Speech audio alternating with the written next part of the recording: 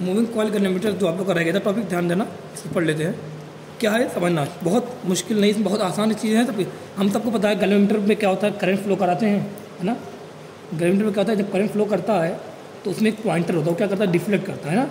Current flow होने पर pointer क्या होता है, डिफ्लेक्ट करता है, मतलब एक तरीका होता है रोटेट होता है। अब करंट फ्लो करने पे पॉइंटर घूम रहा है, घूमने मतलब क्या है, क्या लगा होगा पॉइंटर पे, टॉर्क लगा होगा। बिना टॉर्क की कोई चीज़ घूमेगा नहीं।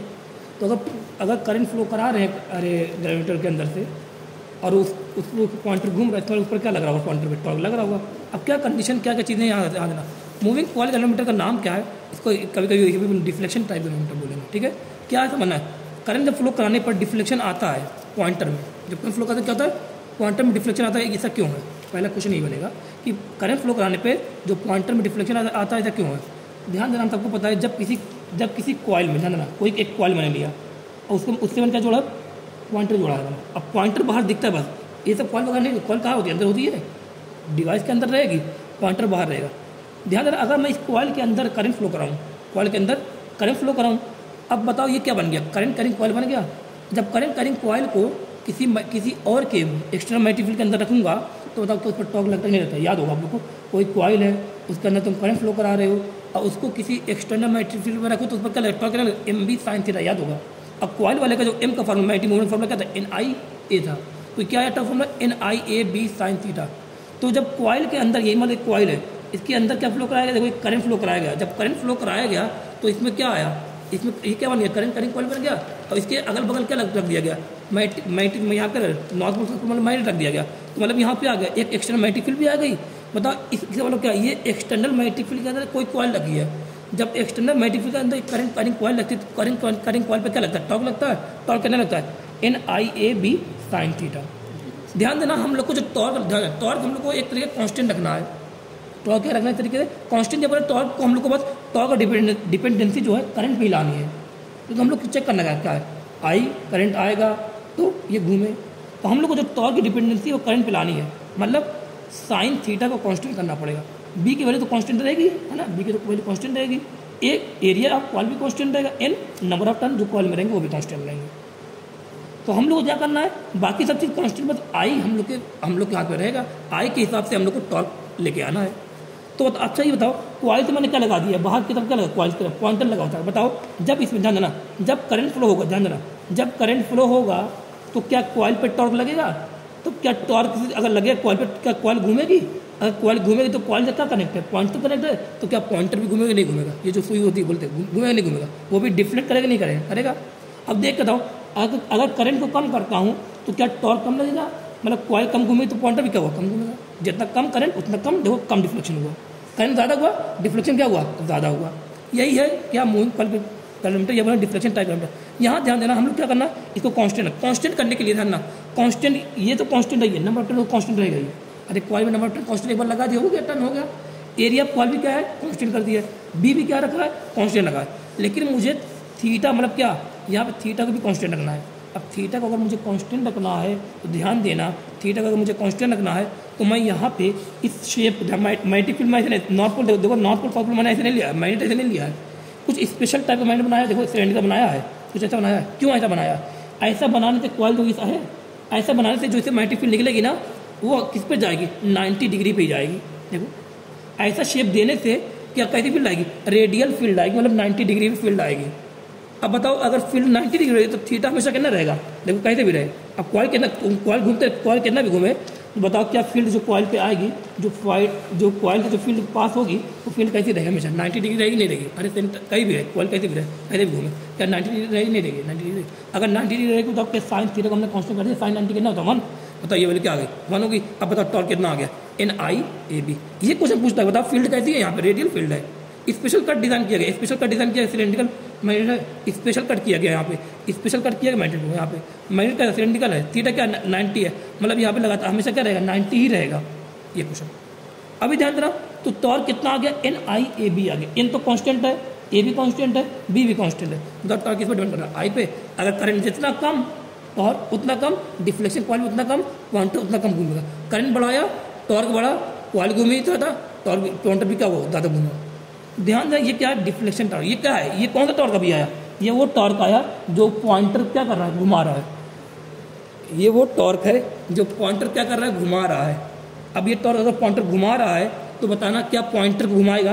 अगर ये टॉर्क पॉइंटर घुमा रहा है लेकिन अगर कोई रोकने वाला टॉर्क नहीं आया तो क्या पॉइंटर रुकेगा? अरे हमने 3 एम्पीयर दिए तो तब पॉइंटर का 0 था, कहाँ पे आया 3 तक घुमा, 3 पे जाकर रुकेगा कि नहीं रुकेगा? रोका किसने है? अगर यहाँ पे ये वाला टॉर्क घुमाने वाला टॉर्क है तो कोई ना कोई रोकने वाला टॉर्क होगा। रोका किसने? तो यहाँ पे एक स्प्रिंग लगी हुई, देखो मूविंग कॉइल में क्या लगी होती है, एक स्प्रिंग लगी होती है। अब स्प्रिंग वाले ध्यान देना, स्प्रिंग घुमाया तो रोकना भी तो पड़ेगा, कहीं कहीं रुकेगा, तो पॉइंटर को रोकने वाला कौन होगा? स्प्रिंग होगा।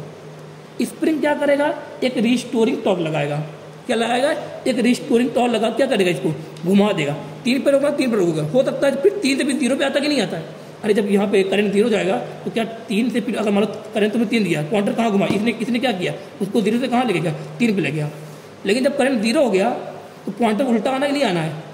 तो कौन लेके आएगा? वो घुमा के उल्टा कौन लेके आएगा? स्प्रिंग वाला टॉर्क जो रहेगा, स्प्रिंग जो टॉर्क लगाएगी।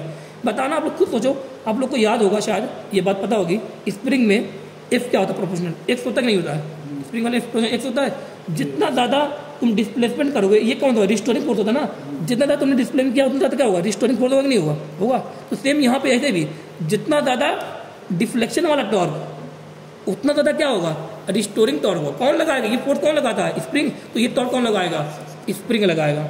यहाँ जैसे एफ होता है प्रोपोर्शनल होता है एक्स के, जैसे एफ प्रोपोर्शनल होता है एक्स के स्प्रिंग के लिए होता है, वैसे ही स्प्रिंग के लिए जो टॉर्क होता है प्रोपोर्शनल क्या होता है? फाई के।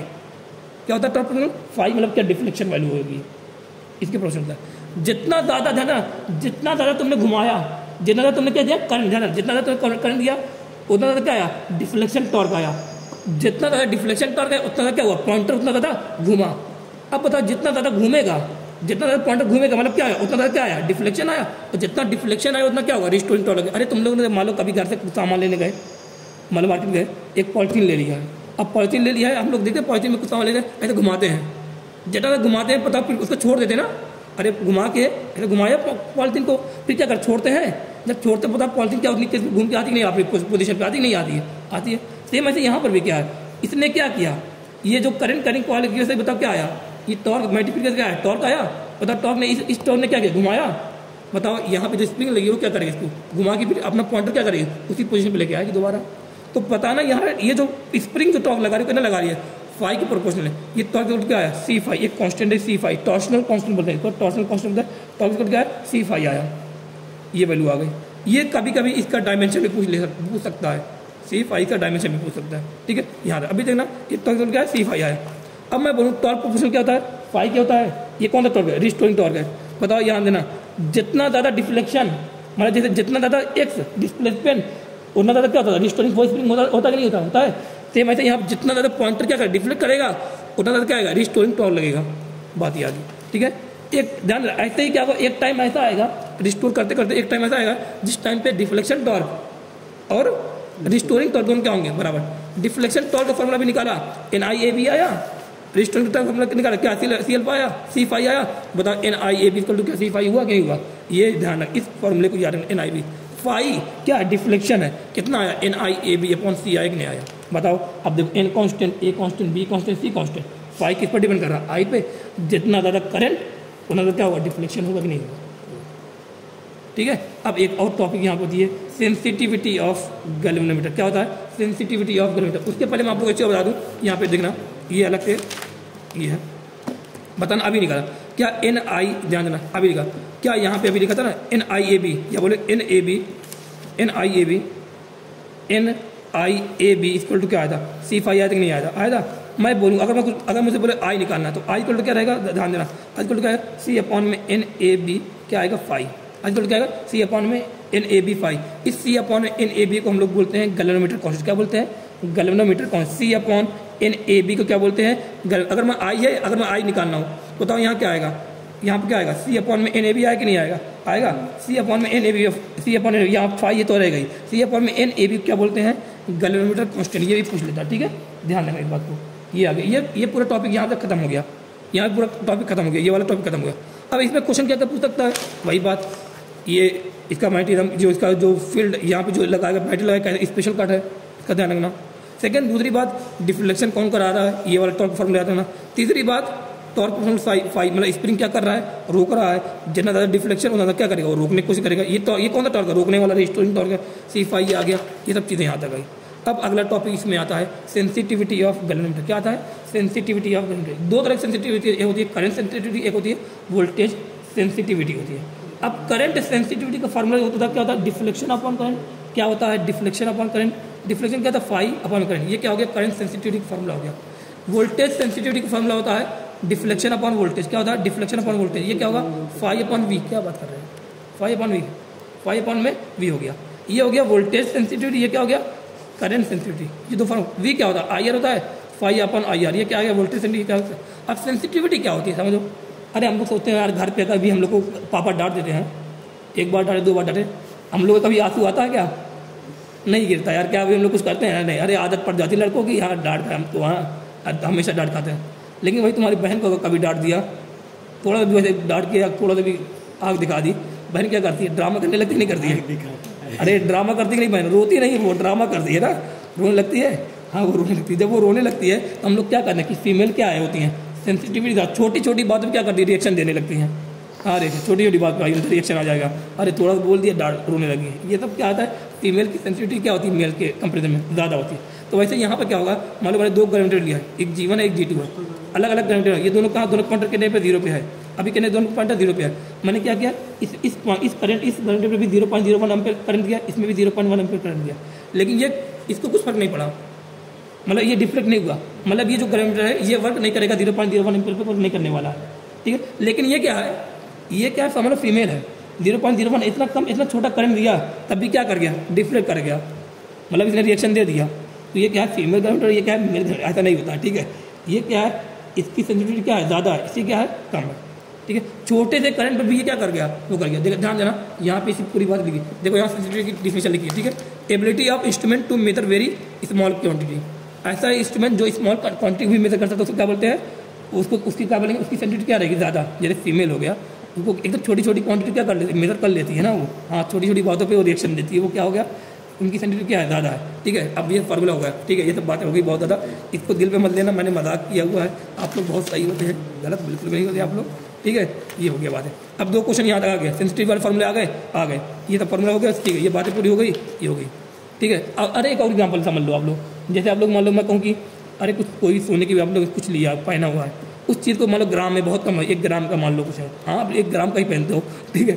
उससे ज़्यादा हाँ यार सब लोग पहन पाएंगे, 1 ग्राम का है, मान लो तुमने वही 1 ग्राम का तुमने रखा और कहाँ जो वेइंग मशीन होती है वहाँ पर ले जाकर रख दिया, या 0.01 ग्राम का बहुत है, तो वो कुछ नहीं दिखाता डिफ्लेक्शन। लेकिन अगर वही तुम सुनार की दुकान पे गए, वहाँ पर रखा, तो वो 0.01 ग्राम भी या बोले 1 ग्राम भी मेजर करता है, मतलब उसकी सेंसिटिविटी क्या है, ज़्यादा है। क्यों, वो छोटे छोटी वाली को भी मेजर कर सकता है, ठीक है। ऐसे कई एग्जाम्पल हो सकते हैं, आ जाओ यहाँ पर। अब फॉर्मूला जो आया कंसेंट क्या है, 5/I क्या आया, 5/I।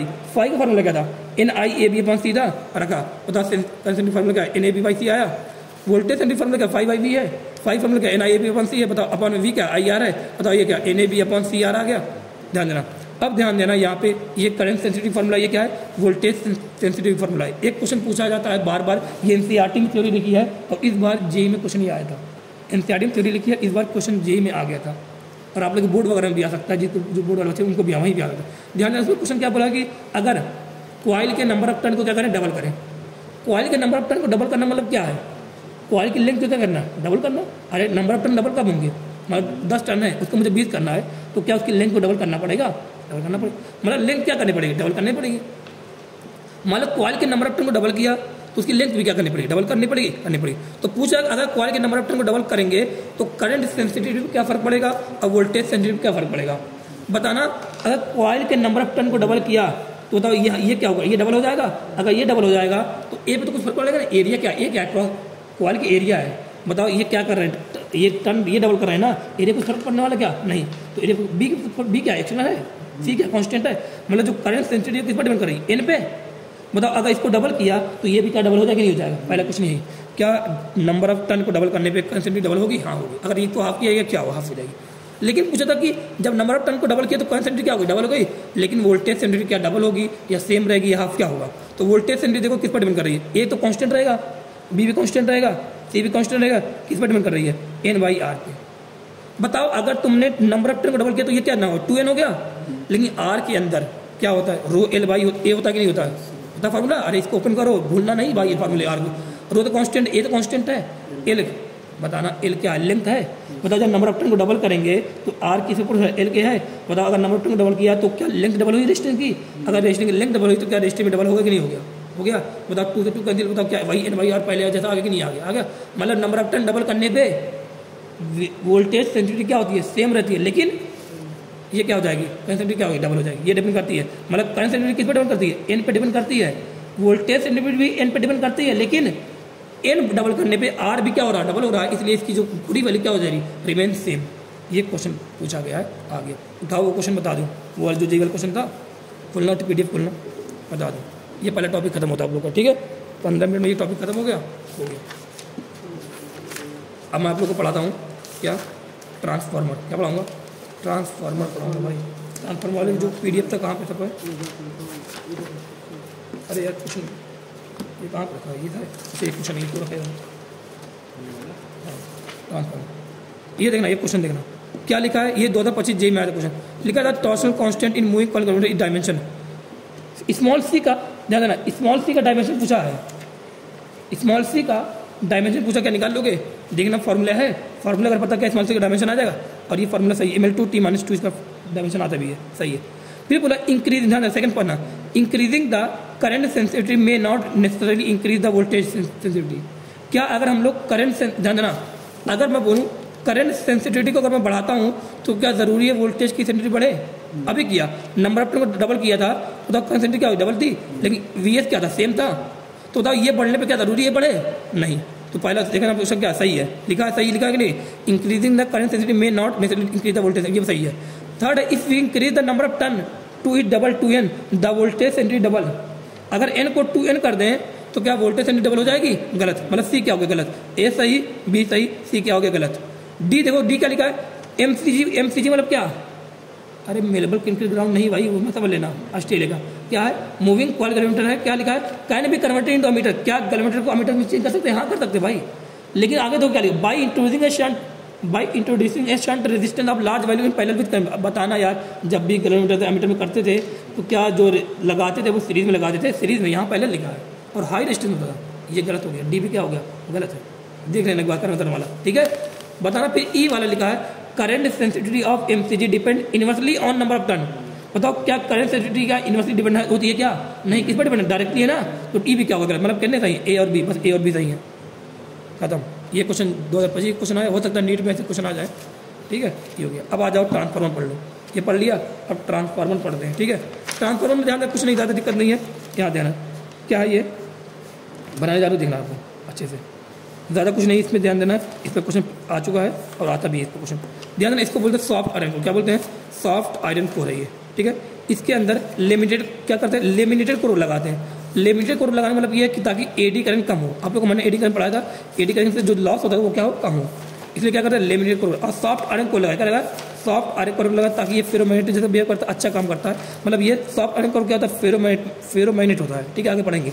फेरोमैग्नेट अगर ये होता है तो इसकी जो म्यूआर की वैल्यू तो क्या होती है, बहुत हाई होती है। अगर म्यूआर की वैल्यू बहुत हाई होती है तो ध्यान देना, जो इसमें से जो ध्यान देना, ये जो फ्लक्स इंक्रीज जो करेगा, यहाँ जो फ्लक्स आएगा वो सेम फ्लक्स सेम यहाँ, अगर यहाँ 100 आए तो यहाँ 100 जाएगा, ये इसीलिए यहाँ पे क्या लगाया, सॉफ्ट आयरन को लिमिटेड को क्यों किया गया, ताकि यहाँ पे क्या हो, एडी करंट से लॉस ना हो, ये पहली दो कंडीशन। फिर क्या लगाया, यहाँ पे प्राइमरी कॉइल लगाएगी, यहाँ प्राइमरी कॉइल, यहाँ क्या लगाएगा, सेकेंडरी कॉइल लगाई, इसको बोलते हैं प्राइमरी वाइंडिंग बोलते हैं, इसको बोलते हैं सेकेंडरी वाइंडिंग। यहाँ प्राइमरी वाइंडिंग लगाएगी, यहाँ पे सेकेंडरी वाइंडिंग लगाई, प्राइमरी वाइंडिंग लगाएगी, प्राइमरी वाइंडिंग को मतलब प्राइमरी वाइंडिंग मतलब क्या, जो जहाँ पे क्या हो इनपुट होता है, सेकेंडरी वाइंडिंग मतलब क्या, जहाँ पे क्या होता है आउटपुट, मतलब यहीं पे क्या लगाएगा, बल्ब अगर तुम्हें लगाना हो, चार्जर लगाना हो, लैंप लगाना हो, सब कुछ कहाँ पर रहेगा, सेकेंडरी। सेकेंडरी मतलब क्या, जहाँ पे आउटपुट मिलेगा, जहाँ पे हम लोग को बल्ब वगैरह लगाएंगे, ये क्या है, सेकेंडरी है। ये क्या है, प्राइमरी मतलब जहाँ पे हम लोग क्या देंगे, इनपुट देंगे, ठीक है। इनपुट जो हम लोग देंगे कैसा देंगे, कांस्टेंट वोल्टेज देंगे या AC देंगे, AC देंगे, ध्यान रखना AC देंगे। AC देने से क्या होगा, अगर यहाँ पे क्वेश्चन पूछा गया, आया क्वेश्चन, अगर AC दे देंगे तो होगा क्या, AC देने में क्या होगा, जो करंट का, ध्यान देना, AC देने क्या होगा, जो करंट का जो मैग्नीट्यूड है वो क्या होगा, लगातार चेंज होगा। अगर करंट का मैग्नीट्यूड लगातार चेंज होगा तो बताना उसकी डायरेक्शन लगातार चेंज होगी। बताओ अगर करंट का डायरेक्शन मैग्नीट्यूड लगातार चेंज हो रहा है तो बताओ यहाँ जो फ्लक्स आएगा वो क्या लगातार चेंज करेगा, अगर फ्लक्स लगातार चेंज हो तो क्या यह जो फ्लक्स की वैल्यू यहाँ पे लिंक होगी, नहीं होगी, लिंक होगी। अगर फ्लक्स लगातार चेंज हो रहा है तो इसमें जो फ्लक्स आएगा, इसका जो फ्लक्स यहाँ पे आएगा, क्या उसका वो सेम फ्लक्स यहाँ मिलेगा, नहीं मिलेगा, मिलेगा। तो उसकी फ्लक्स की वैल्यू लगातार चेंज होगी, मतलब फ्लक्स अगर लगातार यहाँ पे चेंज होगा तो क्या यहाँ पे ई इंड्यूस या बोले आई इंड्यूस आएगा कि नहीं आएगा, वही फॉर्मूला आ गया इंड्यूस की बात है। अब बताना यहाँ पे अगर तुमने एसी ना लगा के डीसी बैटरी लगा दी, ये क्वेश्चन दिया था, डीसी बैटरी लगा दी तो डीसी बैटरी लगाने से क्या होगा, डीसी बैटरी लगाने से क्या होगा, वोल्टेज लगातार कांस्टेंट, मतलब क्या करंट लगातार कांस्टेंट, करंट कांस्टेंट तो क्या होगा, मैग्नेटिक फील्ड कांस्टेंट वगैरह सब कुछ रहेगा यहाँ पे। बताओ यहाँ फ्लक्स कांस्टेंट बता, फ्लक्स में कोई चेंज ही नहीं तो क्या ई इंड्यूस होगा। ई इंड्यूस का बता जब फ्लक्स में चेंज आता है, ई इंड्यूस का फॉर्मूला क्या था, माने का d∅dt था। जब फ्लक्स में चेंज आता है तभी तो इंड्यूस आता है, या बोले आई इंड्यूस आता है। तो फ्लक्स में कोई चेंज नहीं। बताना पहला क्वेश्चन क्या, बैटरी कैसी लगेगी, यहाँ पे एसी लगेगी, डीसी नहीं लगने वाली। ये क्या प्राइमरी वाइंडिंग, ये क्या सेकेंडरी वाइंडिंग। यहाँ जो करंट है उसको क्या बोलेंगे, प्राइमरी करंट, यहाँ बोले I1। यहाँ जो करंट जाएगा उसको क्या बोलेंगे, सेकेंडरी करंट, यहाँ बोले I2। समझ में आ रहा है। यहाँ जो वोल्टेज है उसको क्या बोलेंगे V1, यहाँ वोल्टेज क्या बोलेंगे V2, या बोले E1, यहाँ बोले E2, जो भी वोल्टेज बोलना, ठीक है। ये सब बातों को ध्यान रखना। यहाँ जो पावर डेवलप उसको क्या बोलेंगे P1, यहाँ जो पावर है क्या बोलेंगे P2, ठीक है। ये इनपुट है, ये क्या है आउटपुट है, ये प्राइमरी, ये क्या है सेकेंडरी है। सब बातें समझ में आ गई नहीं आ गई, यहाँ पे आगे वो भी बातें, ठीक है। यहाँ पे क्या लगा था लोड, सेकेंडरी ना बोल कभी क्या लिखा रहेगा लोड समझ जाओगे क्या सेकेंडरी है, इनपुट या सेकेंडरी ना बोल के लोड भी ना बोल के आउटपुट बोलेगा तभी समझ जाओगे आउटपुट है। ये इनपुट ना बोल के प्राइमरी बोले तभी समझ जाओगे, प्राइमरी ना बोल के इनपुट बोले समझ जाओगे नहीं समझ जाओगे, या बोले यहाँ पे एसी बैटरी कनेक्ट है तभी समझ जाओगे। सब बातें यहाँ पे आ गई, ठीक है। डीसी टाइम पे था, अगर डीसी लगा दे टाइम से वो चेंज होगा नहीं होगा तो यहाँ पे इंड्यूस होगा नहीं होगा। यहाँ पे बताओ ये सब लगाने रीजन क्या है, ताकि फ्लक्स पूरा यहाँ पे है 10 आया तो 10 पूरा आ जाए, ठीक है। अब फॉर्मूला देखो, ये प्राइमरी है क्या है सेकेंडरी है, तो इसमें भी ये भी पाएगा, इसमें जो इसका जो होगा जिसका जो फ्लक्स यहाँ पे लिंक होगा तो क्या यहाँ पे इंड्यूस होगा कि नहीं होगा, होगा। तो E1 क्या होगा, ई का फॉर्मूला क्या है d∅dt होता है। अगर टर्न n हो, अगर टर्न n हो तो क्या n d∅dt फॉर्मूला था कि नहीं था। बताओ ये पहले की देख रहा हूँ, तो यहाँ क्या लिखते हो, इसके क्रॉस वोल्टेज क्या लिखा E1 लिखा, N1 नंबर टर्न कितना वाली N1 d∅ dt, फिर E2 देखो इसके क्रॉस E2 N2 d∅, बताओ d∅ दोनों की जगह सेम क्यों लिया, क्योंकि जितना फ्लक्स यहाँ पे आएगा उतना फ्लक्स में मानो सेम यहाँ फ्लक्स आ रहा है, पूरा लिंक हो रहा है, ठीक है। यहाँ बताओ दोनों क्या किया, डिवाइड किया, बताओ कितना आया N1/A2, यही से इसी से पूरा फार्मूला हो जाएगा, खत्म हो जाएगा। फिर बात सेकंड बात आती इफिशिएंसी, जहाँ पे इनपुट आउटपुट बात हो वहाँ क्या इफिशिएंसी की बात होगी। इफिशिएंसी क्या होता है, आउटपुट अपॉन में इनपुट। यहाँ पूछेगा पावर की इफिशिएंसी, तो क्या लिखूँ आउटपुट पावर अपॉन में इनपुट पावर इंटू 100। अगर परसेंटेज पूछता है तो इंटू 100 कर देना, आ गया।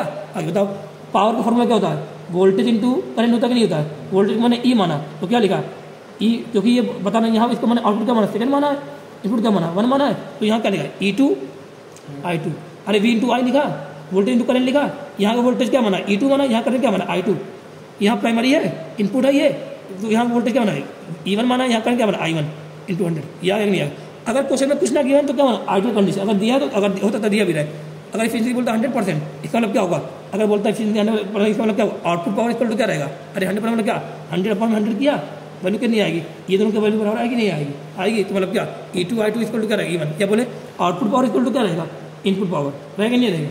अगर इनपुट आउटपुट बराबर इसका मतलब इफिशिएंसी क्या है माना, ये बोले इफिशिएंसी कितनी 100% है, ठीक है। क्वेश्चन कुछ ना दिया तभी क्या मानेंगे आइडियल मानेंगे, ठीक है। ये प्राइमरी की बात है, ये सेकंड बताओ primary number of N1 current E1 voltage E1 power E1 V1 into secondary में current I2 voltage E2 power E2 I2।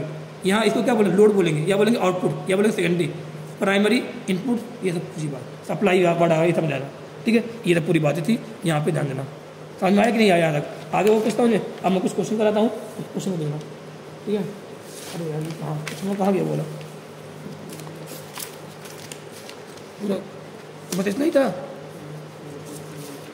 नहीं तो यार मैंने क्वेश्चन लिखा था, क्वेश्चन मैंने लिखा था, रुकना थोड़ा सा देखना, वहाँ पर नहीं रुक दे। क्वेश्चन देखो आ गया। अगर वही हम लोग पढ़ते दो तरह ट्रांसफार्मर होता है, एक होता है स्टेप अप, एक होता है स्टेप डाउन। अगर वोल्टेज इनपुट के यहाँ पर आउटपुट वोल्टेज ज़्यादा आ जाए तो बोलते हैं स्टेप अप, अगर कम आ जाए क्या बोलते हैं स्टेप डाउन। चार्जर वगैरह में क्या होता है, कौन सा ट्रांसफार्मर लगाता है स्टेप डाउन। एक करंट हमारे घरों में वोल्टेज जो आता है हाई आता है 220 आता है ना, चार्जर वगैरह कम वोल्टेज कम करता है तो ट्रांसफार्मर की जरूरत पड़ेगी नहीं करेगी, पड़ेगी। तो चार्जर मान लो यहाँ पर लगा हुआ है तो चार्जर में जो ट्रांसफार्मर लगा क्या लगा है स्टेप डाउन लगा होता है, ठीक है। ये सब बातें समझ में आनी चाहिए, ठीक। अब क्वेश्चन पहले करते हैं। पहला क्वेश्चन लिखा a step up transformer, step up मतलब क्या वोल्ट E2 क्या हुआ यहाँ पे ज़्यादा हुआ, operates on A 230 volt lines. किस पर ऑपरेट हो रहा है 230 वोल्ट, ये क्या वोल्टेज मतलब क्या ये E है, कौन सा E1 है या E2 है, ऑपरेट हो रहा है मतलब क्या इसी पे काम कर रहा है, ये क्या है E1। And supplies a load of 2 ampere, load of two में क्या करंट है, और बोला लोड की बात कर रहा है, और लोड मतलब क्या आउटपुट, आउटपुट क्या माना है, I2 माना है, I2 माना। फिर बोला था ratio of the primary and secondary winding, मतलब क्या इन 1 अपॉन में इन 2, ये प्राइमरी वाइंडिंग के ऊपर कितना दिया 1/25 दिया। बोला था current in the primary is, primary में क्या बताओ, फॉर्मूला हमारे पास क्या बताओ, E1 देखो कितना आ रहा है 230 आ रहा है, I2 कितना आ रहा है 200 आ रहा है। पूछा क्या है करंट इन प्राइमरी क्या मानते हैं I1, ये पूछा है, और ये और क्या दिया N1/N2 दिया है, तो N1/N2 क्या होता है दिया 1/2, कितना आ गया 1/25।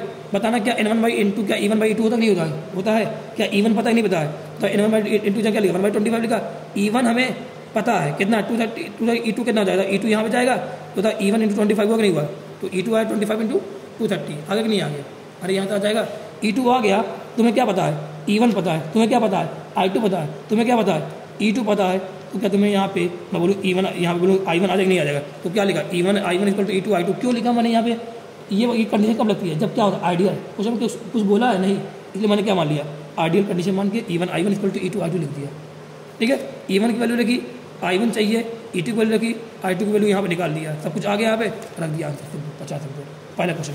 अब सेकंड क्वेश्चन देखो जल्दी, ज़्यादा टाइम मिलेगा। सेकंड क्वेश्चन देखना क्या लिखा है, सेकंड क्वेश्चन में लिखा है कि स्टेप ध्यान देना, लिखा है एक 12 वोल्ट, मत एक मुझे रफ को देना, एक मुझे वो देना, एक है ना, लिखा है 12 वोल्ट 60 वाट लैम्प, क्या बोला है 12 वोल्ट 60 वाट लैम्प, मतलब लैम्प बोला है, लैम्प कहाँ लगा रहेगा इनपुट पर रहेगा या आउटपुट पर रहेगा, लैम्प कहाँ पर रहेगा इनपुट पर रहेगा या आउटपुट पर रहेगा, अरे आउटपुट पर रहेगा, मतलब ये क्या है E2 है, ये क्या है P2 है, समझ में आया, ऐसे समझो यहाँ पे, यही तो लैंग्वेज समझ ली यार, वैसे मान लिख के तुम्हें कल फॉर्मूला तो आसान है यहाँ पर, लिखा है 12 volt 60 watt lamp is connected to the secondary of a step down, बोल दिया ना सेकेंडरी पे कनेक्टेड है, मतलब क्या आउटपुट है step down transformer, whose primary is connected to an, जिसका प्राइमरी किसे कनेक्ट है 220 वोल्ट है, मतलब प्राइमरी जो वोल्टेज वो कितना दिया है 220 दिया। ठीक है, फिर बोला assuming the transfer to be ideal, मतलब क्या आइडियल ट्रांसफर क्या E1 = क्या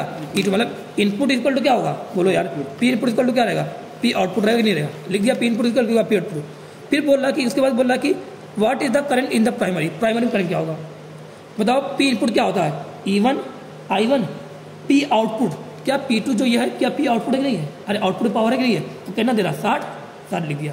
बताओ E1 पता है कि नहीं पता है, अरे E1 दिया है 220 लिखा, अरे बताओ क्या I1 आ जाए कि नहीं आ जाए, 60 है, I1 कितना आया 60 अपॉन में 220 आ गया, 0 0 कैंसिल, ये 6/22 मतलब कितना 3/11, 3/11 मतलब कितना 0.27 एम्पीयर आ जाएगा आंसर। ये क्वेश्चन आ चुका नीट में, नीट 2023 में, देखो कितना सिंपल क्वेश्चन पड़ेगा, ऐसे क्वेश्चन आते भाई।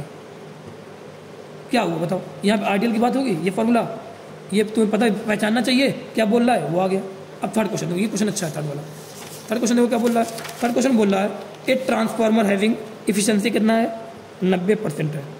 अब देखो is working on 200 volt and 3 kilowatt power supply, कितने वर्क कर रहा है 200 वोल्ट और 3 किलोवाट पावर सप्लाई, मतलब ये कितने पे काम कर रहा है, ये दे नहीं रहा है काम करने पर, मतलब ये क्या है E1 है, ये क्या है P1 है, इस पर ऑपरेट हो रहा है कि नहीं, 2 सप्लाई है, मतलब इसको ये इतना इस पर वर्क कर रहा है, मतलब ये क्या है E1 कितना है 200 है, P1 कितना है 3 किलोवाट, मतलब 3 × 3 वाट है कि नहीं, समझ में आया कि अरे कितने ऑपरेट हो, ये समझ कौन था E1 V1 समझ आ रहा है P1 वगैरह आ रहा है। If the current in the secondary coil, मतलब क्या I2, सेकेंडरी क्या मानते हैं I2 मानते हैं कितना 6 एम्पियर है, बोला था voltage across the secondary coil, मतलब E2 निकालो and the current in the primary coil, मतलब क्या I1 निकालो, ये निकालो बोल रहा।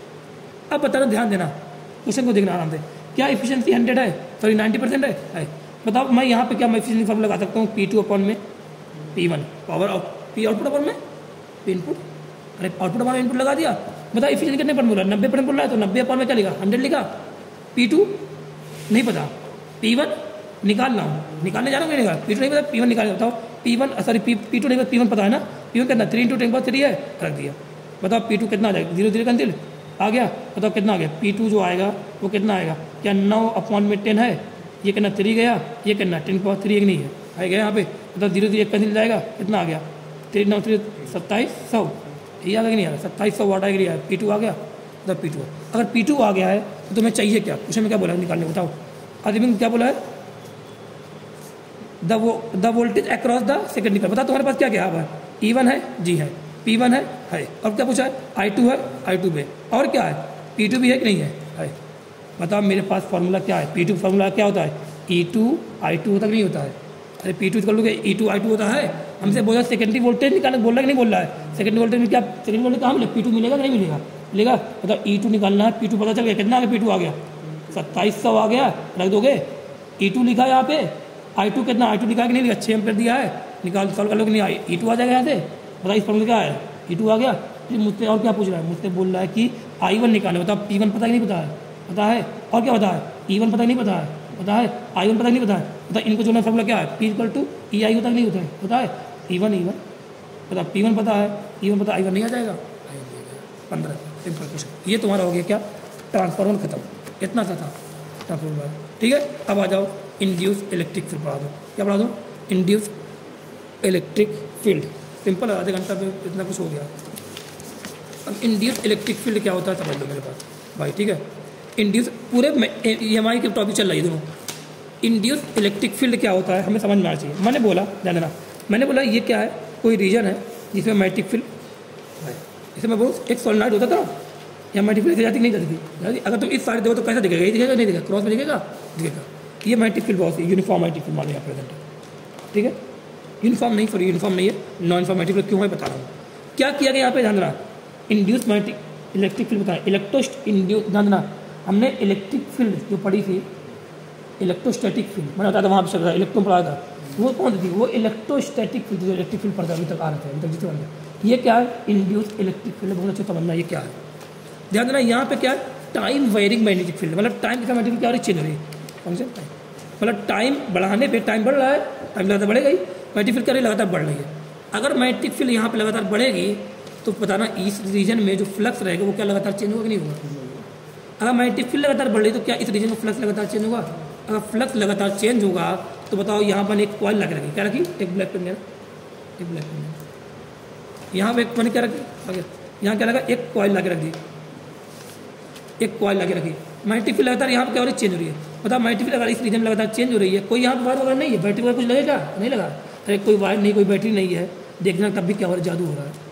मैग्नेटिक फील्ड यहाँ पर लगातार बढ़ रही है, फ्लक्स भी क्या हो रहा है, लगातार बढ़ रहा है। मतलब फ्लक्स अगर लगातार बढ़ता है बताओ तो इस रीजन में क्या होगा, एक अपोज होगा कि नहीं होगा। कुछ यहाँ कॉइल लगी है तो क्या होगा, यहाँ पे कुछ अपोज होगा कि नहीं होगा, कि सपोर्ट होगा, अपोज होगा। ये कौन सी फील्ड है, यहाँ पे जो ये कॉइल के लिए जो ये फील्ड क्रॉस वाली कौन सी फील्ड है, एक्सटर्नल है ना। एक्सटर्नल की डायरेक्शन क्या है, क्रॉस है। तो बताओ ये जो कॉइल है वो क्या करेगी, इसका अपोज क्यों करेगी, क्योंकि मैग्नेटिक फील्ड लगातार बढ़ रही है, फ्लक्स क्या हो रहा है, लगातार बढ़ रहा है। तो इस कॉइल से लिंक होने वाला फ्लक्स क्या हो रहा है, लगातार बढ़ रहा है। अगर इस कॉइल से लिंक होने वाला फ्लक्स लगातार बढ़ेगा तो बताओ इस कॉइल पे ये कॉइल क्या चाहेगी, या बताओ ये कॉइल क्या चाहेगी, इंड्यूस मैग्नेटिक फील्ड करना चाहेगी कि नहीं करेगी। कौन सी direction, same direction, opposite direction में, अपोजिट। तो बी इंड्यूस क्या होगा, डॉट में होगा। अगर बी इंड्यूस देखो डॉट में बाहर तरफ है, बताओ जो करंट फ्लो होगा इस कॉइल में तो क्या एंटी क्लॉकवाइज हो रहा है कि नहीं हो रहा है, देख रहे हो एंटी क्लॉकवाइज हो रहा है। तो मतलब जो करंट आई इंड्यूस आया वो कैसा आया, एंटी क्लॉकवाइज आया कि नहीं आया, आया। मतलब इस वायर में जो करंट, इस कॉइल में जो करंट आ रहा है वो क्या आ रहा है, एंटी क्लॉकवाइज करंट आ रहा है।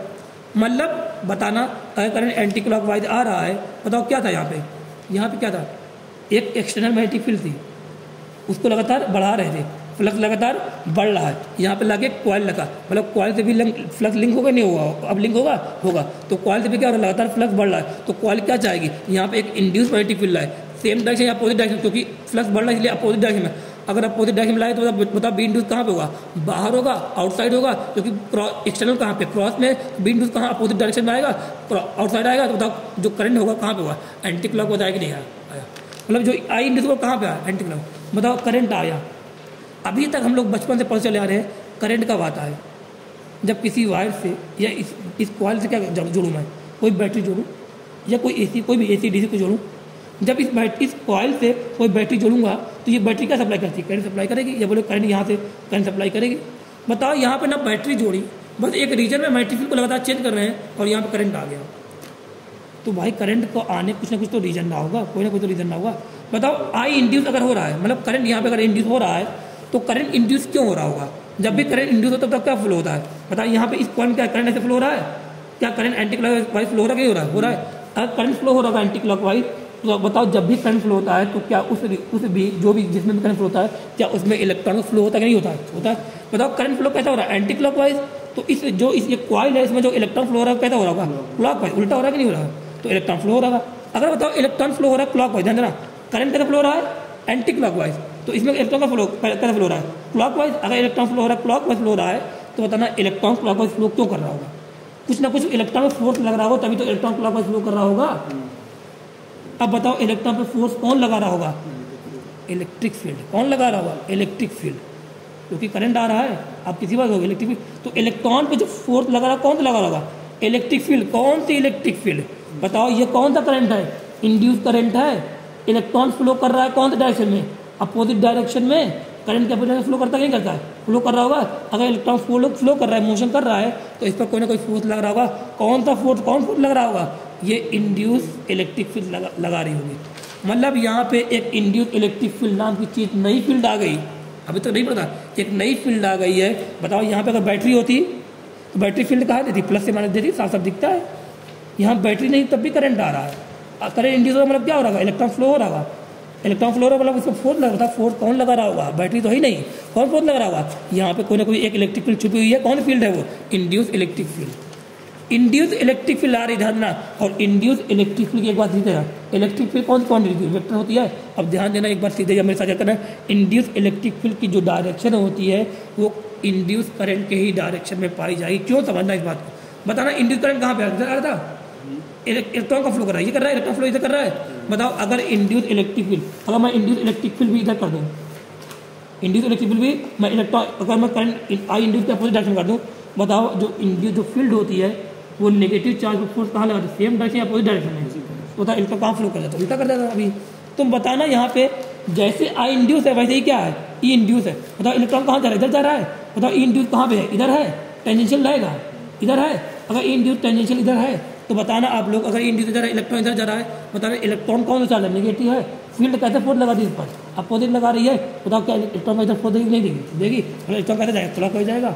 मतलब यहाँ जो फील्ड आनी चाहिए वो कैसी आनी चाहिए, आई इंड्यूस के डायरेक्शन, सीधे ई इंड्यूस की जो डायरेक्शन क्या होगी, आई इंड्यूस के डायरेक्शन में होगी। सीधे एक बात है तो ई इंड्यूस की डायरेक्शन आई इंड्यूस के डायरेक्शन में होगी, सिंपल सी बात, खत्म ये बात।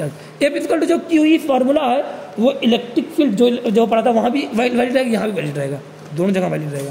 समझ में आ रहा है ये बात। इलेक्ट्रिक फील्ड बताओ यहाँ पे आई इंड्यूस कैसा आ रहा है, क्या एक लूप बना रहा है कि नहीं बना रहा है, क्या आई इंड्यूस लूप बना रहा है, तो आई इंड्यूस के डायरेक्शन में ही ई इंड्यूस है, तो क्या ई इंड्यूस भी लूप बना रही नहीं बना रही है। और हमने वहाँ पे इलेक्ट्रोस्टैटिक में पढ़ा था कि इलेक्ट्रिक फील्ड कभी भी लूप, मैग्नेटिक फील्ड लूप बनाती है, हाँ बनाती है, लेकिन इलेक्ट्रोस्टैटिक जो फील्ड होती है, जो इलेक्ट्रोस्टैटिक पढ़ा था वो फील्ड कभी लूप नहीं बनाती। लेकिन ई इंड्यूस क्या लूप बना रही है, हाँ बना रही है, साफ साफ दिख रहा है। देखो ई इंड्यूस कैसी टेंजेंशियल, देखो ये ई इंड्यूस, देखो ये यही है इंड्यूस, कैसे क्या बना रही है, लूप बना रही है। अब सीधे सी बात बताना, इंड्यूस इलेक्ट्रिक फील्ड आने का रीज़न क्या है, मेन रीज़न ये क्वेश्चन पूछा है, रीज़न क्या है, मैग्नेटिक फील्ड का चेंज होना।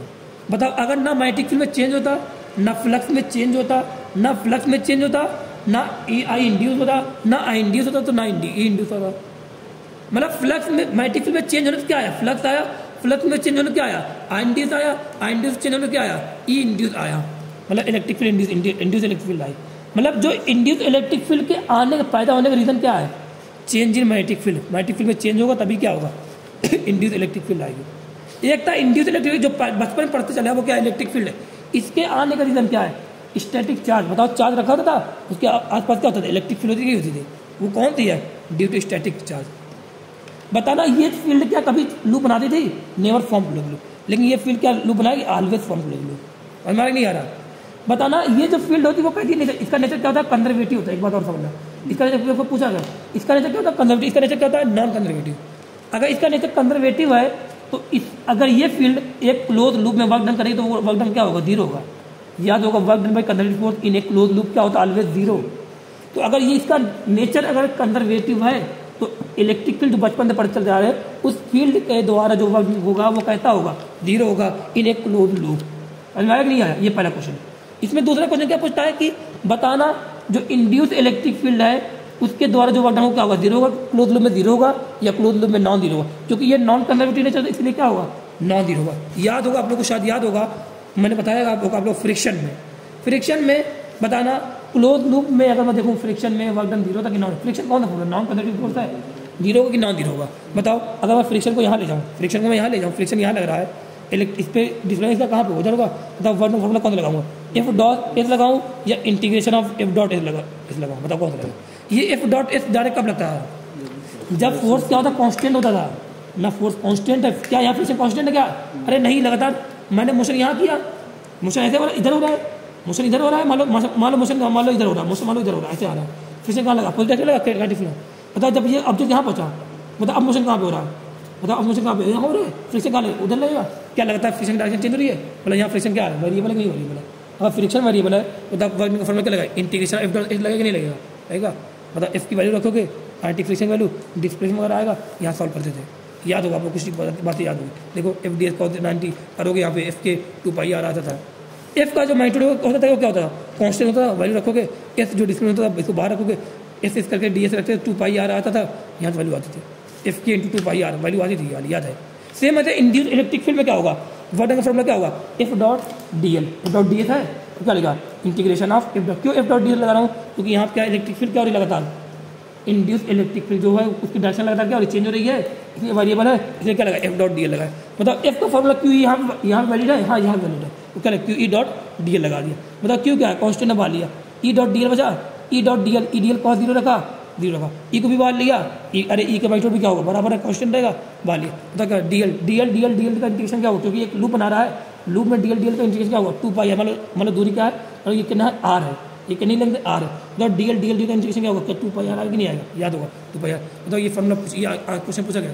Work done by induce electric field in a close loop कितना? Q E into 2πr। R क्या है? सेंटर दूरी, खत्म, आ गया। इंड्यूस की डायरेक्शन हमेशा क्या होगी? सेम होगी, ये बात है। लेकिन इलेक्ट्रोस्टैटिक फील्ड में देखना, ये वाले में यहाँ पे क्या फॉर्मूला आपको याद? डीवी इक्वल टू मान का ई डॉट डी आर, याद है कि याद है? याद है? मान के बताओ डीवी क्या होगा? पोटेंशियल डिफरेंस है, V A minus V B, ये ए भी लगता है, याद हुआ? मान की बताओ ई को अगर मैं बाहर लूँ, ई को मैं अगर बाहर लूँ, याद होता ना वी ए और वी बी। मैं बोला अगर क्लोज लूप है ना, अगर मैं बोला क्लोज लूप, अगर मैं बोल रहा हूँ क्लोज लूप, बताना क्लोज लूप में आप लोग को याद होगा क्लोज लूप मतलब क्या?